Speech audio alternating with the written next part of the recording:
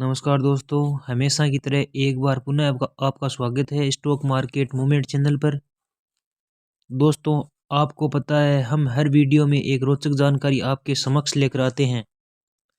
तो दोस्तों, आप चैनल पर नए हैं तो चैनल को सब्सक्राइब करें और वीडियो पसंद आए तो लाइक का बटन ज़रूर दबाएं। दोस्तों, आज हम बात करेंगे अर्थव्यवस्था के क्षेत्र के बारे में। दोस्तों, अर्थव्यवस्था के क्षेत्र कौन से होते हैं? तो दोस्तों, आज हम बात करेंगे जो भारत की अर्थव्यवस्था के क्षेत्र हैं उनके बारे में। दोस्तों, भारत की अर्थव्यवस्था में क्षेत्रकों को 3 भागों में बांटा गया है। सामान्यतया पहला क्षेत्र होता है प्राथमिक क्षेत्र, दूसरा द्वितीयक क्षेत्र और तीसरा तृतीयक क्षेत्र। प्राथमिक क्षेत्र से में क्या क्या चीजें आती है आपको बता देते हैं कि प्राथमिक क्षेत्र के अंतर्गत कृषि एवं कृषि से संबंधित गतिविधियां आती है, जैसे कृषि, वानिकी, मछली पालन, खनन और उत्खनन। और द्वितीय क्षेत्र के अंतर्गत निर्माण, विनिर्माण, विद्युत, गैस एवं जलापूर्ति। और तीसरे क्षेत्र के अंतर्गत आते हैं परिवहन एवं संचार, बैंकिंग, बीमा, भंडारण, व्यापार और सामुदायिक सेवाएं। दोस्तों, प्राथमिक क्षेत्र अर्थव्यवस्था का वह क्षेत्र होता है जहां प्राकृतिक संसाधनों एवं कृषि से संबंधित उत्पादों को कच्चे तौर पर प्राप्त किया जाता है। इसे प्राथमिक क्षेत्र कहते हैं। जैसे खेती से संबंधित क्रियाएं, मछली पालन, वानिकी, माइनिंग और उत्खनन। दोस्तों, द्वितीय क्षेत्र अर्थव्यवस्था का वह क्षेत्र होता है जो प्राथमिक क्षेत्र से प्राप्त उत्पादों को अपनी गतिविधियों को से कच्चे माल की तरह उपयोग करता है, द्वितीय क्षेत्र कहलाता है। इसे अर्थव्यवस्था का क्षेत्र भी औद्योगिक क्षेत्र भी कहते हैं। जैसे निर्माण, भवन निर्माण, विनिर्माण, कपड़ा, इलेक्ट्रॉनिक वस्तुएं इत्यादि। और तृतीय क्षेत्र, इस क्षेत्र में विभिन्न प्रकार की सेवाओं का उत्पादन किया जाता है। इस क्षेत्र को सेवा क्षेत्र भी कहा जाता है, जैसे व्यापार, होटल, स्टॉकिंग, बीमा और बिजनेस। और 2 अन्य क्षेत्रों के बारे में भी बताया गया है, जिसमें चतुर्थ क्षेत्र में अर्थव्यवस्था के बौद्धिक गतिविधियों को शामिल किया जाता है, जैसे सरकार, भारत की संस्कृति, पुस्तकालय, अनुसंधान, शिक्षा और सूचना प्रौद्योगिकी।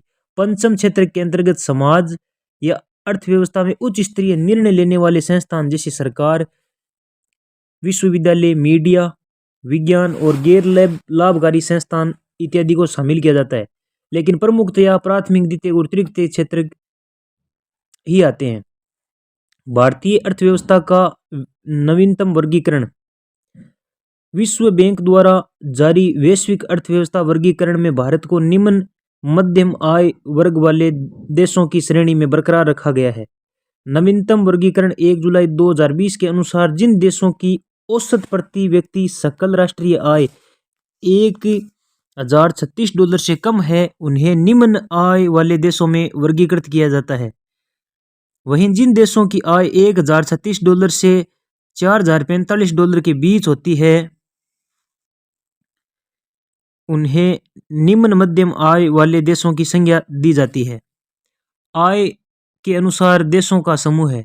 निम्न आय वाले देश $1036 या इससे कम प्रति व्यक्ति सकल राष्ट्रीय आय। और निम्न मध्यम आय वाली $1036 से $4045 के बीच प्रति व्यक्ति सकल राष्ट्रीय आय वाले देश। और उच्च मध्यम आय वाले देश $4046 से $12,535 के बीच प्रति व्यक्ति सकल राष्ट्रीय आय। उच्च आय वाले देशों में $12,535 या इससे अधिक प्रति व्यक्ति आय सकल राष्ट्रीय आय वाले देशों को शामिल किया जाता है। दोस्तों, अब हम आपको बताते हैं वर्ल्ड की टॉप इकोनॉमीज 2023 के बारे में। तो दोस्तों, सबसे पहला ऊपर नाम आता है अमेरिका का, जो कि 25.035 ट्रिलियन अमेरिकी डॉलर के साथ 1 नंबर पर है।